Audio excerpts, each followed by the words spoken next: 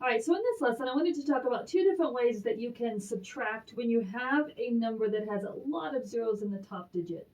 So when we look at 4,000, we see several different zeros. And I have the same problem twice because I want to show you two ways that you can solve this. Now we do know that each one of these digits has its own place value. So this is considered a 4, this is 60, this is 100, and this is 1,000. So when we're borrowing, we always say we're borrowing from the 9 or borrowing from the 6, but we're actually borrowing from a certain place value. So let's talk a little bit about what that looks like. So a lot of times when you're subtracting from a 0, you'll see it presented this way. You can't subtract 0 minus 4, so you have to borrow from the 0. Well, you can't borrow from a 0, so you have to borrow from the next number. You can't borrow from the 0, so you have to go to the next number. So essentially, we have to borrow from the 4. It becomes a 3.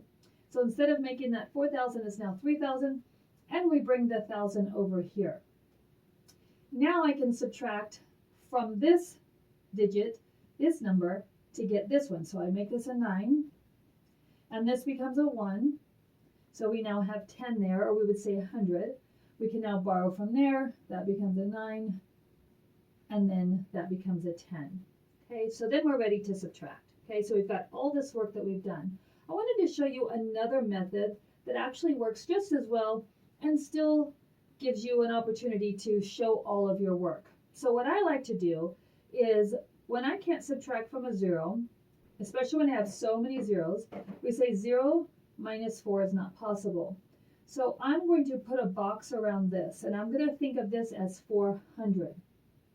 Now if I want to take 1 away from 400, this becomes 399, and I bring my 1 here.